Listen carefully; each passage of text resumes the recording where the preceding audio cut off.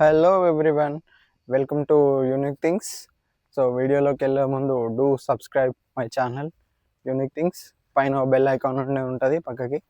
So దాన్ని click చేసుకుంటే ప్రతి ఒక్క నోటిఫికేషన్ అనేది మీకు వస్తుంది. నేను పెట్టే ప్రతి వీడియో మీరు నోటిఫికేషన్ రూపంలో చూడొచ్చు. Please do like and share my channel. So ఈరోజు స్టోరీ వచ్చేసి ఏంటంటే, ఒక సైబర్ క్రైమ్ గురించి చెప్తా. దానివల్ల జరిగిన నష్టపోయిన వారి పరిస్థితి ఎలా ఉంటుంది, సో దాన్ని అలా జరగకుండా మనం తీసుకోవాల్సిన ప్రికాషన్స్ ఏంటి అనే దాని గురించి మీకు ఈ వీడియోలో నేను చెప్తా. సో వీడియోలోకి వెళ్ళే ముందు do subscribe my channel.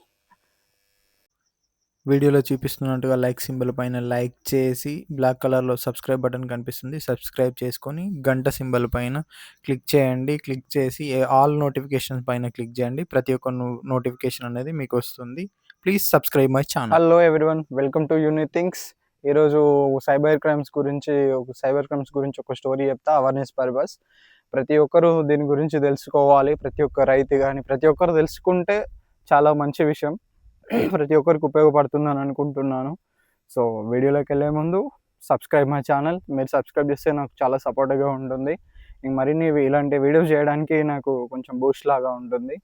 So please do subscribe my channel unique things. Hello everyone, welcome to unique things. ఇంకా వీడియో స్టార్ట్ చేద్దామా? స్టోరీ ఏంటంటే, ఇది మా ఫ్రెండ్ వాళ్ళకి జరిగిన స్టోరీ. రియల్గా జరిగిన స్టోరీయే చెప్తున్నా, నాట్ స్క్రిప్టెడ్.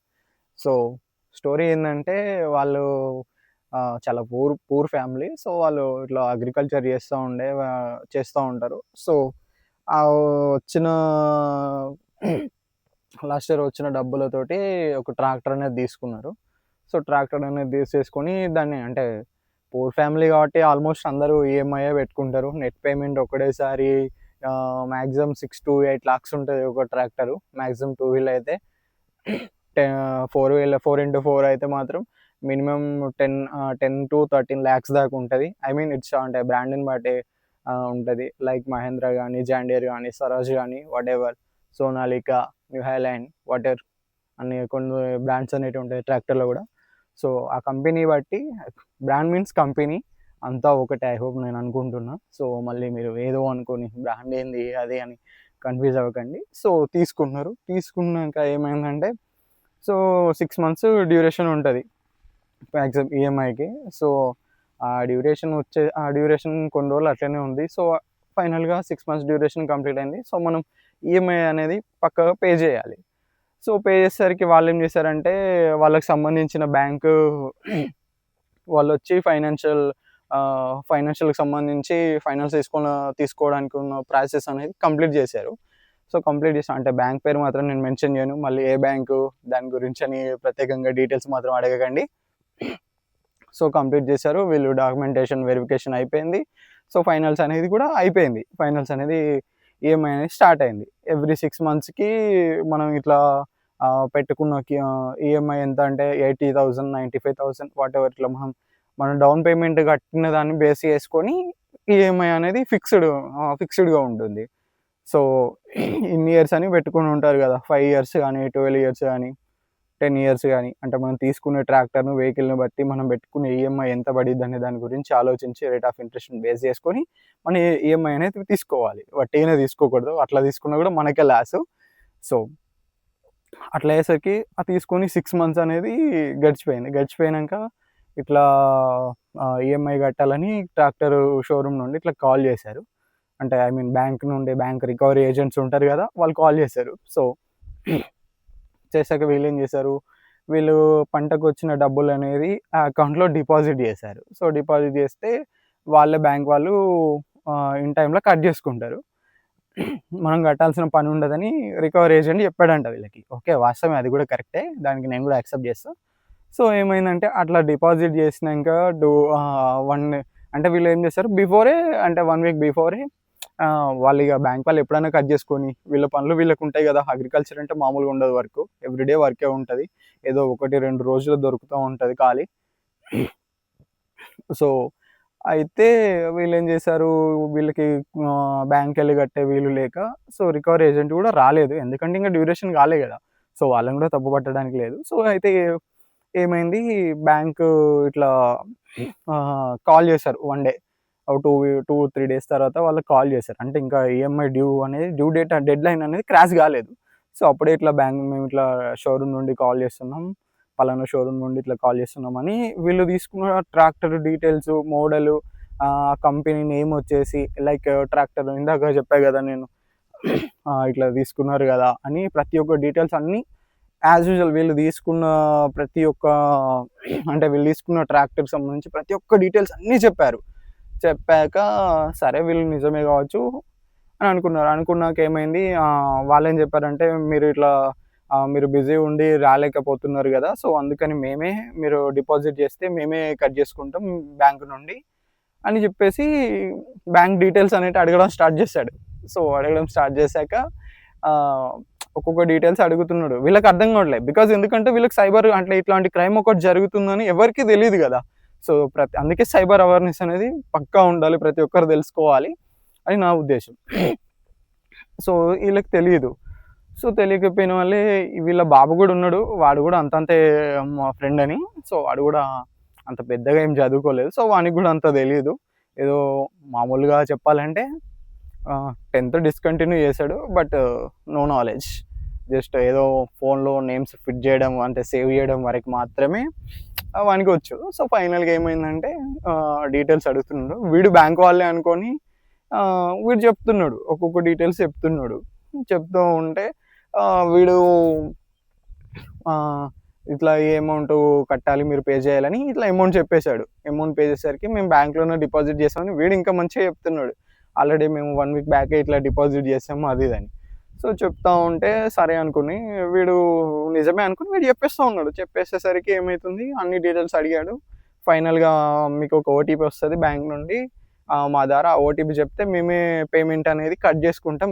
మీరు బ్యాంక్‌కి వెళ్ళాల్సిన అవసరం ఉండదు. రికవరీ ఏజెంట్‌కి కాల్ చేసి రమ్మనడాలు, వాళ్ళని రిక్వెస్ట్ చేయడం అలాంటివి ఏమి ఉండవు అని చెప్పేశాడు. చెప్పేశాక ఏమైంది, ఓకే వీడు కూడా వీళ్ళ నాన్నకి కూడా చెప్పాడు. నాన్న ఇట్లా అంటున్నాడు మరి ఇట్లా కాల్ చేసి అని అంటే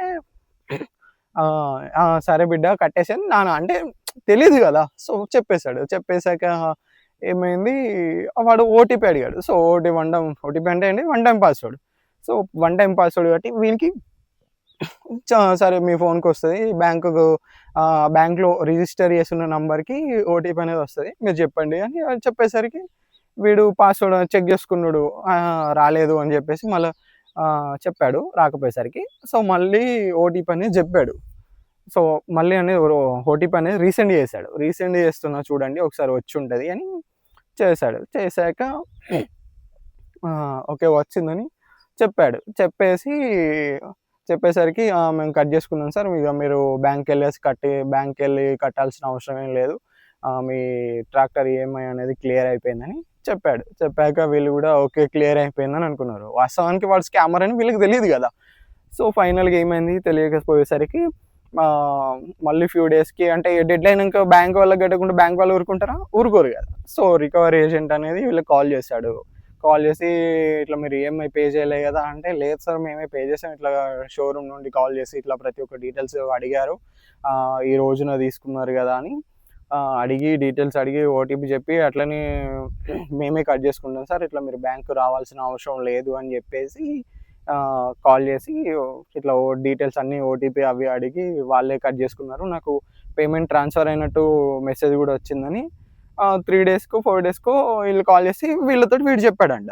చెప్పాక ఏమైంది, అట్లా ఎవరు చేయరండి అంటే వీళ్ళకి తెలియదు కదా, అట్లా ఎవరు చేయరండి, అట్లా స్కామర్స్ మేము మా రికవరీ ఏజెంట్ మేమే వచ్చి తీసుకుంటాం అని రికవరీ ఏజెంట్ చెప్పాడు. మేము వచ్చి కట్టించుకొని మీకు రిసిప్ట్ అనేది ప్రొవైడ్ చేస్తాం అని చెప్పాడు. మీరు అట్లా కట్టడానికి ఉండదు అని అనేసరికి వీనికి ఏం చేయాలని అర్థం కావాలి.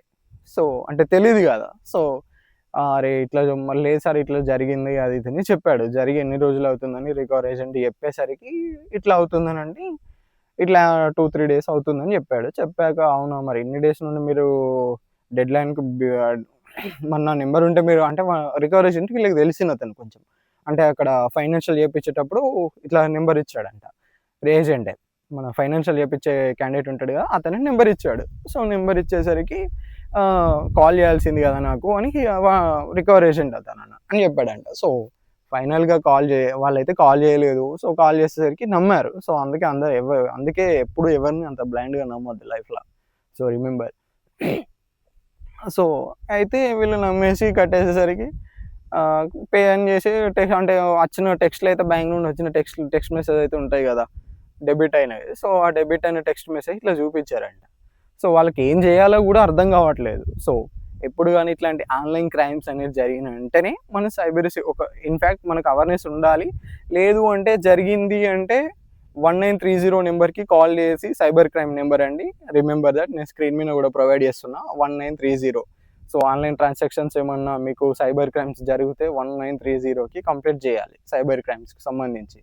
సో ఇట్లాంటి అవేర్నెస్ అనేది ప్రతి ఒక్క రైతు తెలుసుకోవాల్సిన విషయం. ఎందుకంటే మోస్ట్లీ వీళ్ళు టార్గెట్ చేసేది ఫార్మర్స్ని. ఎందుకు అంటే ఈ టైప్ ఆఫ్ క్రైమ్స్ మోస్ట్లీగా జరగవచ్చు. ఎందుకంటే ఫార్మర్స్కి అవేర్నెస్ అనేది తెలియదు. ఎందుకంటే వాళ్ళకి ఓన్లీ అగ్రికల్చర్ వర్క్ మాత్రమే చేస్తూ ఉంటారు. సో ఇట్లాంటి వాటి గురించి ఎక్కువ ఐడియా అనేది వాళ్ళకి ఉండదు. సో అందుకని ప్రతి ఒక్కరి వీడియో అనేది మీరు చూసి తెలుసుకోవాల్సిన విషయం అని నేను అనుకుంటున్నాను. సో నాకు మా ఫ్రెండ్ కానీ లైఫ్లో జరిగిన స్టోరీ. సో వాళ్ళు కంప్లైంట్ చేసినా కూడా ఆ మనీ అనేది రికవరీ కాలేదు. సో ఇన్ఫ్యాక్ట్ ఒకటి గుర్తుపెట్టుకోవాల్సిన విషయం ఏంటంటే, మన దగ్గర ఉన్నంత వరకే, మన చేతిలో ఉన్నంత వరకే మనం దేన్నైనా శాసించగలం. సో అంటే మనీ వేరేది కాదు. సో మన చేతిలో ఉన్నంత వరకే దాన్ని మనం కంట్రోల్ చేయగలుగుతాం. వన్స్ మన చేయి జారిపోయిందంటే దాన్ని మనం కంట్రోల్ చేయలేం. Remember in life. పక్కా మీకు ఉపయోగపడుతుంది అనుకుంటున్నా video. So first of all ఇట్లాంటివి జరిగిందంటే మనం సైబర్ అవేర్నెస్ అనేది ఉండాలి. జరగకుండా ఉండాలంటే సో జరిగినా కూడా మనం దానికి ప్రివెన్షన్ తీసుకునేలాగా ఉండాలి. సో వెంటనే కంప్లైంట్ ఇచ్చి ఉంటే ఏమైనా రికవరీ చేసేవాళ్ళు కావచ్చు. కానీ లైక్ బ్యాంక్లో చెప్పినా కూడా ఆ అకౌంట్ని ఫ్రీజ్ చేసి మనీ అనేది హోల్డ్లో చేసే అవకాశం ఉంటుంది ఇట్లా ఓటీపీ. సో నాకు తెలిసి మీ ప్రమేయం లేకుండా, బ్యాంక్ వాళ్ళు కూడా మీ ప్రమేయం లేకుండా జరిగినప్పుడు మాత్రమే వాళ్ళు ఇన్సూరెన్స్ కానీ సో అంటే అకౌంట్ని ఫ్రీజ్ చేయడం లాంటివి కానీ జరుగుతాయి. మీ ప్రమేయం ఉండి మీరే ఎటువంటి అవేర్నెస్ లేకుండా ఓటీపీ షేర్ చేయడం లాంటివి చేస్తే బ్యాంకు వాళ్ళు కూడా చేసేది ఏముండదు. 100% చెప్తున్నా నేను. ఇలా మీకు ఎవరు చెప్పరు నాకు తెలిసి ఇంత జెన్యూన్గా. సో మీరు ఇలాంటివి మాత్రం చేయకండి. ఏదన్నా ఉంటే బ్యాంకుకి వెళ్ళి 1 డే 2 డేస్ అయినా కూడా బ్యాంకుకి వెళ్ళి, లేదా బ్యాంక్ రికవరీ ఏజెంట్ అనేది వస్తాడు. మీరు అక్కడ అంటే డెడ్ లైన్ దాటిందంటే వాళ్ళే ఆల్మోస్ట్ నియర్లీ డెడ్ లైన్ వచ్చిందంటే వాళ్ళే కాల్ చేస్తారు డ్యూ డేట్కి కట్టాలి అని. ఆల్మోస్ట్ అట్లనే జరుగుతుంది. బట్ కాకపోతే మీకు అంటే మనం బ్యాంక్లో కొంతమంది చెప్తా ఉంటారు, మీరు బ్యాంక్లో డిపాజిట్ చేసేయండి, ఆ బ్యాంక్ వాళ్ళే ఫైనాన్స్ ఇచ్చిన బ్యాంక్ వాళ్ళే కట్ చేసుకుంటారని. సో కాకపోతే మనం కట్ చేసుకోవచ్చు, చేసుకోకపోవచ్చు. బట్ మనం వాళ్ళకి కాల్ చేసి, రికవరీ ఏజెంట్కి కాల్ చేసి రమ్మని పే చేయడం చాలా ఉత్తమమైన నిర్ణయం నాకు తెలిసిన వరకైతే. సో అది నా opinion. Please do subscribe my channel. So ఇలా